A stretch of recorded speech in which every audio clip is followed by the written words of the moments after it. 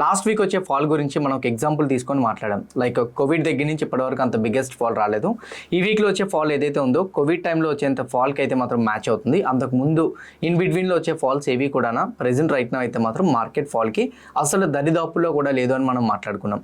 Friday వచ్చేంత fall అయితే మాత్రం లాస్ట్ 4 డేస్లో వచ్చేంత ఫాల్ కూడా సింక్ అవ్వలేదు. And more over 2 days continuous holidays, అంటే సాటర్డే సండే హాలిడే కదా, 2 డేస్ హాలిడేస్, మార్కెట్లో ఏం జరుగుతుందో తెలియదు అన్న పాయింట్ గురించి కూడా మనం ఎస్టర్డే డిస్కస్ చేసుకున్నాం. ఇప్పుడు ప్రెజెంట్ రైట్ నౌ ట్రంప్ ఒక బిగ్గెస్ట్ మిస్టేక్ అయితే మాత్రం చేశారని నేనైతే అనుకుంటున్నా. బికాస్ 1988 టైంలోని ఇరాన్ మధ్య వార్ జరుగుతున్నప్పుడు కార్గ్ ఐలాండ్ మీద అటాక్ చేశారు ఇరాక్ వాళ్ళు. ఆ టైంలో అటాక్ చేసిన తర్వాత ట్యాంకర్ వార్ స్టార్ట్ అయింది. సింపుల్ చెప్పాలనుకుంటే ఆయిల్ ట్యాంకర్స్ ఏవైతే ఉన్నాయో వాటన్నిటిలో ఇరాన్ కూల్చడం మొదలుపెట్టింది. కార్గ్ ఐలాండ్ మీద 38 సంవత్సరాల ముందు అటాక్ జరిగింది. మళ్ళీ ఈ రోజు నేను ఇప్పుడు రికార్డ్ చేసిన టైంకి ఒక 6 hours బ్యాక్ అయితే మాత్రం కార్గ్ ఐలాండ్ మీద అయితే మాత్రం యూఎస్ వాళ్ళు అటాక్ చేయడం జరిగింది. దానికి ఇరాన్ వాళ్ళు అయితే మాత్రం చాలా ధీటుగా రిప్లై ఇచ్చారు. సేమ్ టైం యూఎస్ వాళ్ళు కూడా మేము ఓన్లీ ఎయిర్ బేసెస్ మీద మాత్రమే అటాక్ చేసాం, ఆయిల్ ఇన్ఫ్రాస్ట్రక్చర్స్ ఏవైతే ఉన్నాయో వాటి మీద మేము అటాక్స్ అయితే చేయలేదు, బట్ చేస్తాము అని చెప్పి ఒక పక్క కన్ఫర్మేషన్ అయితే మాత్రం ఇచ్చారు. మోర్ ఓవర్ ఇంకోటి ఏంటంటే నార్త్ కొరియా వాళ్ళు జపాన్ దగ్గరలో ఉన్న ఓషన్ ఏదైతే ఉందో అక్కడ కొన్ని బాలిస్టిక్ మిసైల్స్ని అయితే మాత్రం ఎక్స్పెరిమెంట్ చేయడం జరిగింది. మేబీ ఈ సిచ్యువేషన్ అనేది ఆల్మోస్ట్ కార్గ్ ఐలాండ్ అయిన తర్వాత నార్త్ కొరియా వారు ఏదైతే ఇప్పుడు present right now test trial చేశారో ఈ వార్లో ఇన్వాల్వ్ అవ్వడం కోసం చేశారా లేకపోతే దేని గురించి చేశారు. ఒక పక్క ఇరాన్ వాళ్ళు అయితే మాత్రం ఇండియా షిప్స్ని స్ట్రైట్ ఆఫ్ హార్మోజ్ నుంచి మూవ్ అవడం కోసం యాక్సెప్ట్ చేస్తామని చెప్తున్నారు. కానీ ఇరాన్ వాళ్ళు ఒక కండిషన్ పెట్టారు. ఆ కండిషన్ మీరు విన్నారంటే ఇది జరగదులే ఇంకా అని మీకు అనిపిస్తుంది. ఈ వార్ సిచ్యువేషన్ ఇంకా పెరిగే ఛాన్సెస్ ఉంటాయని మీకే అనిపిస్తుంది. సేమ్ టైం ఈ వీక్ మార్కెట్ ఇంకా క్రాష్ అవుతుందేమో అన్న ఫియర్ ఇప్పుడు నేను చెప్పే న్యూస్ అప్డేట్స్ బట్టి మీకు కూడా అనిపిస్తుంది. దాన్ని బట్టి నేను కూడా థంబ్నెయిల్ పెట్టాను. నేను ఇప్పుడు రికార్డ్ చేస్తున్న టైం సాటర్డే ఈవినింగ్ 6:30. మేబీ నేను రికార్డ్ చేసిన తర్వాత ఫర్దర్గా న్యూస్ అప్డేట్స్ చాలా వచ్చి ఉండొచ్చు. సో మేబీ వస్తూ ఉండొచ్చు కూడా. మేబీ ఒకవేళ అలాంటి ఏవైనా న్యూస్ అప్డేట్స్ వస్తే మాత్రం మండే మార్నింగ్ ప్రీ మార్కెట్లో చెప్తాను. బట్ ఇప్పటి వరకు ఉన్న న్యూస్ అప్డేట్స్ బట్టి మండే మార్కెట్ ఎలా రియాక్ట్ అవుతుంది, ఏ విధంగా రియాక్ట్ అవుతుంది, సేమ్ టైం ఇప్పుడున్న న్యూస్ అప్డేట్స్ అనేది మార్కెట్ని ఎంతవరకు డిస్టర్బ్ చేసే అవకాశాలు ఉన్నాయి, and moreover gold and సిల్వర్ని ఎలా మనం మేబీ నెక్స్ట్ కమింగ్ డేస్లో చూసుకోవాలి, ఇవన్నీ కూడా డిస్కస్ చేద్దాం. ఇది వీక్లీ అనాలిసిస్ కాబట్టి ఒక్కరోజు 2 రోజులు మార్కెట్ అనాలిసిస్ నేను చేయను. నెక్స్ట్ 1 వీక్ ఉన్న ఎకానమిక్ ఈవెంట్స్తో పాటు నేను ఇంక్లూడ్ చేసి చేస్తాను. వీడియో మేబీ లెంత్ అనేది నేను చూడట్లేదు, బట్ డెఫినెట్గా మీకు హెల్ప్ అవుతుందని నేను అనుకుంటున్నా. లాంగ్ టైం తీసుకోను, బట్ డెఫినెట్గా షార్ట్ టైంలోనే మీకు అంతా కవర్ చేసి అయితే ఎక్స్ప్లెయిన్ చేస్తాను. వీడియో చూస్తునేటప్పుడు మీ అందరికి నేను అడిగేది ఒకటే, ఏ పాయింట్ ఆఫ్ వ్యూ అయినా కానీ నేను మా టీం మీకు ఎఫర్ట్స్ పెట్టామని అనిపిస్తే డెఫినెట్గా వీడియోని లైక్ చేయండి. ఛానల్ ఇంకా సబ్స్క్రైబ్ చేసుకోకుండా వీడియో చూస్తూ ఉంటే ఛానల్ కూడా సబ్స్క్రైబ్ చేసుకోండి. ఇదే వీడియో మీ ఫ్రెండ్స్ ఆర్ మీ రిలేటివ్ షేర్ చేస్తే హెల్ప్ అవుతుంది అనుకుంటే వాళ్ళు కూడా షేర్ చేయండి. నా without any delay let's get into our weekly market analysis.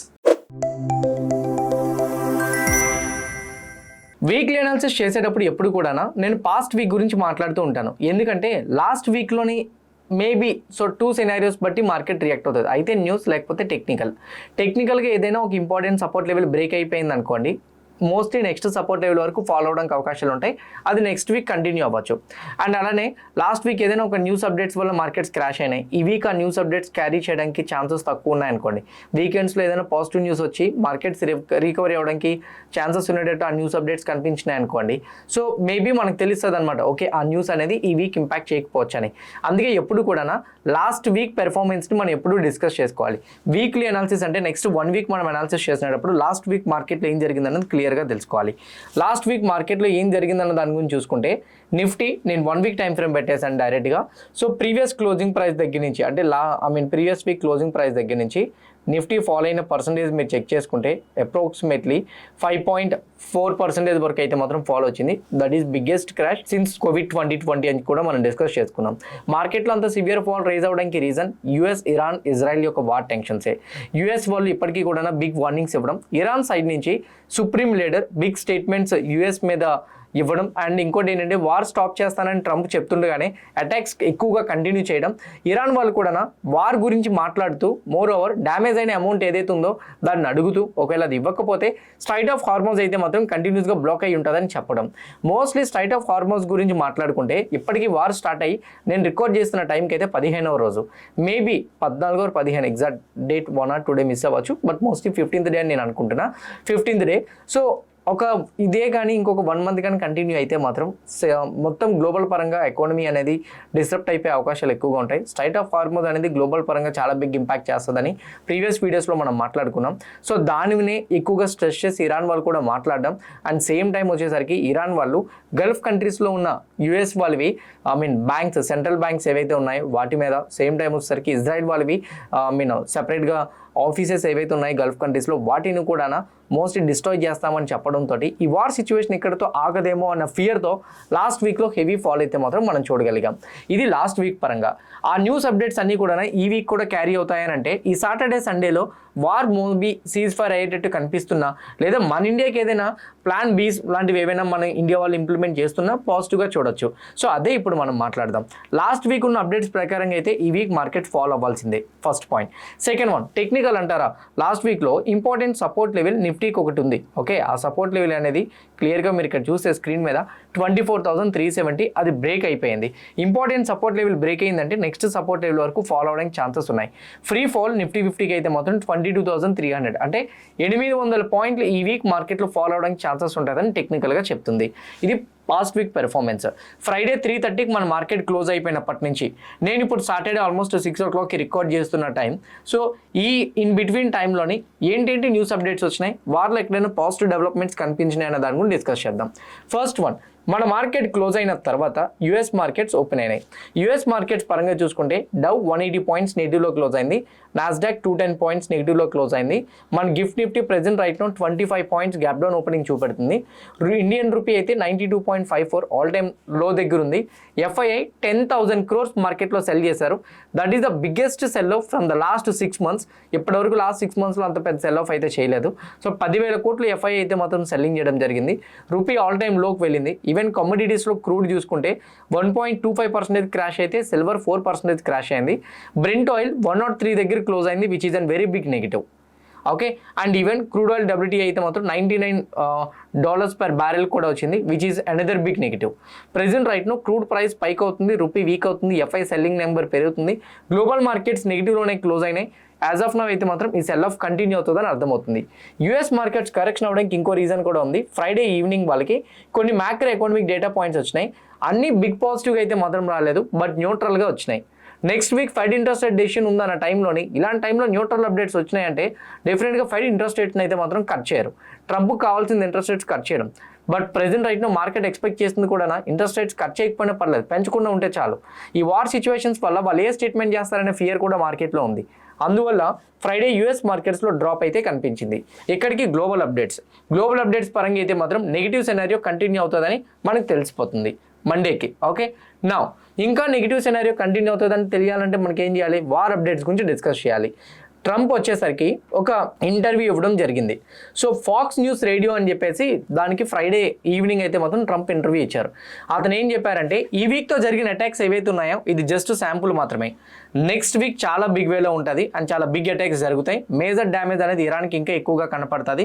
మేము అనుకునేది ఇంకా సాధించలేదు అండ్ ఇంకా మొత్తం ఫుల్ఫిల్ చేయాలంటే మాత్రం నెక్స్ట్ వీక్ ఘోరమైన అటాక్స్ అయితే మాత్రం చూడబోతుంది ఇరాన్ అని చెప్పేసి ట్రంప్ అయితే మాత్రం న్యూస్లో అయితే మాత్రం చెప్పడం జరిగింది. ఇంకోటి, ట్రంప్కి ఒక ఇంటర్వ్యూర్ అడిగారు. ఏమడిగారంటే రష్యా ప్రెసిడెంట్ ఇరాన్కి సపోర్ట్ చేస్తున్నారా? అప్పుడు ట్రంప్ ఏం చెప్పారో తెలుసా, ఉక్రెయిన్కి మేము సపోర్ట్ చేయడం వల్ల రష్యా వాళ్ళు మోస్ట్లీ అంటే పరోక్షంగా ఇరాన్కి సపోర్ట్ చేసి ఉండొచ్చు. సో ఎందుకంటున్నారంటే మా ఇన్ఫర్మేషన్స్, మా GPS locations and same time మా టార్గెటింగ్ లొకేషన్స్ ఏవైతే ఉన్నాయో అవన్నీ ఇరాన్ ఈజీగా ఐడెంటిఫై చేస్తుందంటే రష్యా సపోర్ట్ లేకుండా వెళ్తుందని మేము అనుకోవట్లేదు. అయితే ఇప్పుడు ప్రెజెంట్ రైట్ను రష్యాకు 30 రోజులు టైం ఇచ్చాం. శాంక్షన్స్ విధించింది మేమే, కానీ రష్యాకే శాంక్షన్స్ ఎత్తివేసేసి ఏప్రిల్ 12 వరకు రష్యా ఎవరికైనా ఆయిల్ అమ్ముకోవచ్చు. ఇండియా కావనివ్వండి, అదర్ కంట్రీస్ దేనికైనా కానీ రష్యా ఆయిల్ ఎవరికైనా సేల్ చేసుకోవచ్చు అని మేమే యాక్సెస్ ఇచ్చామని ట్రంప్ అయితే క్లెయిమ్ చేసుకున్నారు. ఎప్పుడు కూడా ఏం జరిగినా, ప్రపంచంలో ఏం జరిగినా కానీ ఎవరైనా తగ్గినా కూడా అది నా వాళ్ళే అని అంటాడేమో. సో ట్రంప్ ఆబ్వియస్లీ అట్లాంటి టైప్ ఆఫ్ క్లెయిమ్స్ చేస్తూనే ఉంటారు. కాబట్టి రైట్ నౌ ఈవెన్ రష్యా పరంగా కూడా అదే క్లెయిమ్ చేసి యాక్సెస్ నేనే ఇచ్చాను, శాంక్షన్స్ని ఎత్తివేసాము, ఎవరైనా ఆయిల్ కొనుక్కోమని ఫ్రీ ట్రేడ్ చేసుకోమని చెప్పి మేము ఛాన్స్ అయితే ఇచ్చామని చెప్పి న్యూస్ రిపోర్ట్లో అయితే మాత్రం చెప్పడం జరిగింది.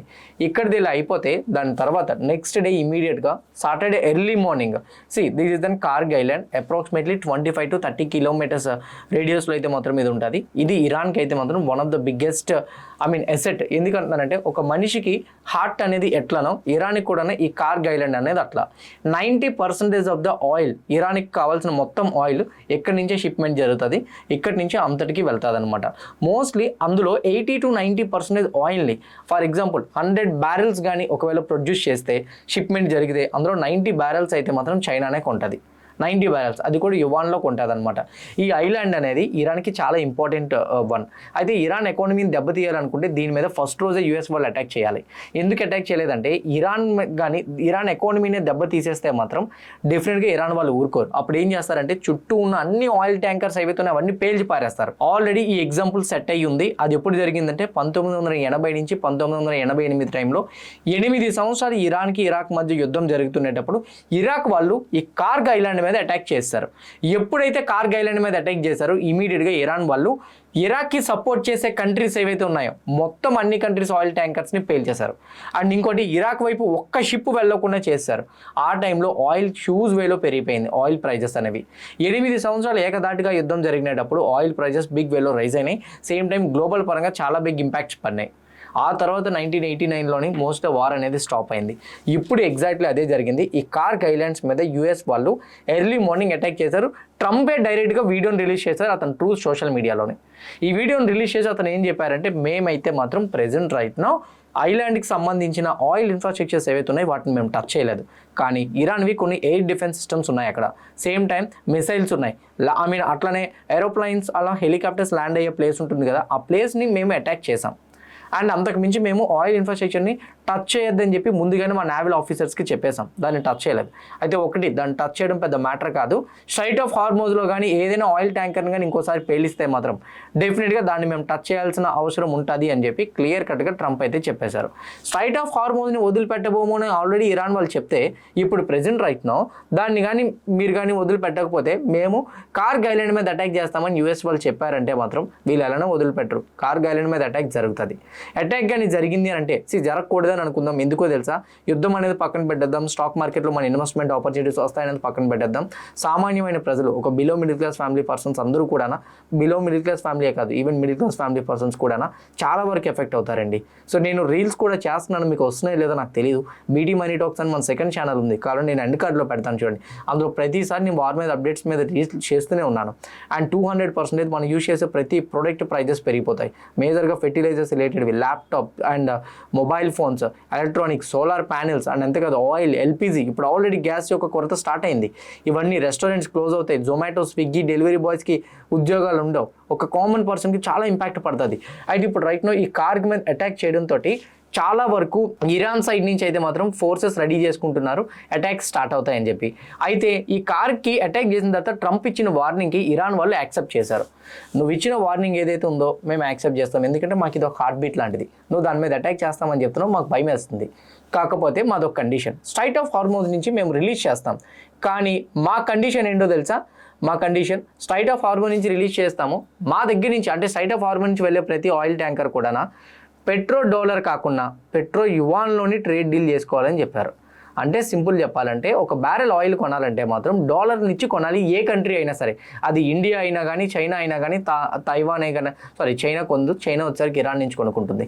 ఇండియా అయినా కానీ, సౌత్ కొరియా అయినా కానీ, ఏ కంట్రీ అయినా కానీ డెఫినెట్గా డాలర్ రూపంలోనే కొనాలి. ఇప్పుడు రైట్ నౌ వీళ్ళు ఒక కండిషన్ పెట్టారు, స్ట్రైట్ ఆఫ్ హార్మోజ్ నుంచి ఒకవేళ ఆయిల్ ట్యాంకర్స్ వెళ్ళాలంటే మాత్రం 200% యువాన్ కరెన్సీలోనే వెళ్ళాలని చెప్పి. యువాన్ కరెన్సీలో కానీ వెళ్తే మాత్రం డాలర్ యొక్క డిమాండ్ పడిపోతుంది.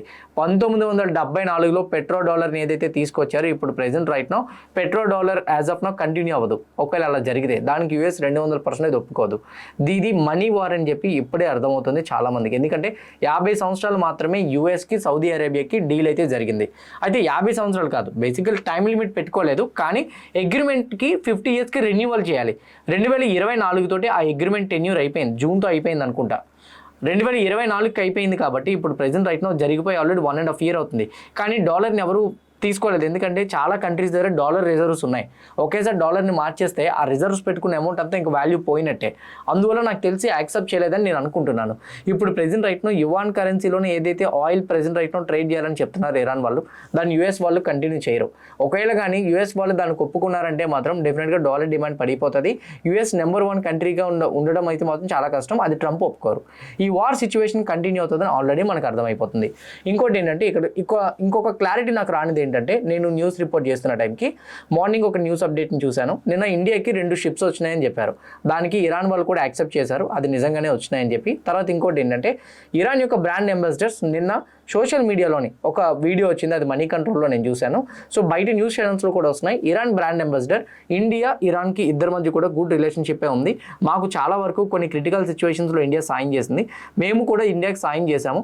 సేమ్ టైం అదే రిలేషన్ కంటిన్యూ చేయాలనుకుంటున్నాం. స్ట్రైట్ ఆఫ్ హార్మోజ్ నుంచి అయితే మాత్రం కమింగ్ డేస్లో ఓకే కరెక్ట్గా వినండి, కమింగ్ డేస్లో మేబీ ట్యాంకర్స్ని రిలీజ్ చేస్తాము అని చెప్పారు. కమింగ్ డేస్లో ఇంకా ఒక ట్యాంకర్ కూడా రిలీజ్ అవ్వలేదు, 2 ట్యాంకర్లు మొన్న రిలీజ్ అయినట్టు ఉన్నాయి అంతే తప్ప ఇంకేవి రిలీజ్ అవ్వలేదు. కానీ ఇదే టైంలోని యువాన్లోనే ట్రాన్సాక్షన్ చేయాలని చెప్పిన దానికి ఇండియా కూడా అది వర్తిస్తుందా లేదా అనేది చూడాలి. First one. సెకండ్ వన్, ఏదైనా ట్యాంకర్స్ కానీ కంటిన్యూ అయితే మన ఇండియాకి అంత ఎఫెక్ట్ అయితే ఉండదు. ఓకే, మేజర్గా మనకి ఇప్పుడు న్యాచురల్ గ్యాస్ కావాలి. న్యాచురల్ గ్యాస్ కానీ ఒకవేళ మనకు కానీ ఈ ఎల్పిజీస్ అన్ని మనకు పంపించేస్తే ఏ ప్రాబ్లం లేదు. ఒకవేళ కానీ మనకు పంపించకపోతే మాత్రం బిగ్గెస్ట్ ప్రాబ్లం క్రియేట్ అవ్వడానికి అవకాశాలు అయితే ఉన్నాయి. ఇది ప్రెజెంట్ రైట్ నౌ ఈ కార్గ్ ఐలాండ్ మీద చేసిన అటాక్ ఏదైతే ఉందో, మేబీ ఇరాన్ వాళ్ళు డెఫినెట్గా మేమైతే మాత్రం తీసుకుంటాము, అంటే రివెంజ్ తీసుకుంటాము, రెడీ చేస్తున్నాము అంతా కూడా మా సైడ్ నుంచి అయితే మాత్రం. యుఎస్ యొక్క ఎయిర్ డిఫెన్సెసే కాదు, ఇప్పుడు రైట్ నౌ ఆయిల్ ఇన్ఫ్రాస్ట్రక్చర్స్ ఏవైతే ఉన్నాయో వాటి మీద మేము అటాక్ చేయడం మొదలు పెడతామని ఇరాన్ వాళ్ళు చెప్తున్నారు.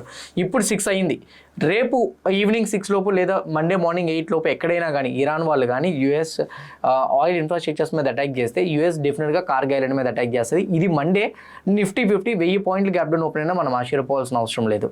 ఎందుకంటే కార్గ్ ఐలాండ్ మీద అటాక్ జరిగితే మాత్రం ఆయిల్ ట్యాంకర్స్ అన్ని బిగ్ డిస్రప్షన్ అయిపోతాయి. అండ్ వీళ్ళందరూ ఆయిల్ ట్యాంకర్స్ మీద ఇంకా ఫోకస్ చేస్తారు ఇరాన్ వాళ్ళు. దానికి సపోర్ట్గా రష్యా, చైనా కూడా ఇండైరెక్ట్గా ఉంది. మేబీ డైరెక్ట్గా సపోర్ట్ చేసినా ఆశ్చర్యపోవాల్సిన అవసరం లేదు. సో ఇండైరెక్ట్గా అయితే మాత్రం చైనా వాళ్ళు ఆల్రెడీ వెపన్స్ని సప్లై చేస్తున్నారు, అది తెలిసిందే. బట్ ఇప్పుడు ప్రెజెంట్ రైట్ నా ఒకవేళ కానీ అది జరిగితే మాత్రం చైనా ఇన్వాల్వ్ అయినా ఆశ్చర్యపోవాల్సిన అవసరం లేదు. నార్త్ కొరియా న్యూస్ అంటారా, దాని గురించి నేను క్లియర్గా చెప్పాలనుకుంటే, సౌత్ కొరియాని యూఎస్ కలిపి జాయింట్ మిలిటరీ ఆపరేషన్స్ని కొన్ని స్టార్ట్ చేశారు. ఎప్పుడు కూడా సౌత్ కొరియాకి నార్త్ కొరియాకి అంతగా పడదు. సౌత్ కొరియాకి యూఎస్ సపోర్ట్ చేయడంతో నార్త్ కొరియా కూడా యూఎస్ వాళ్ళతో అంత పాజిటివ్ రిలేషన్షిప్స్ లేవు.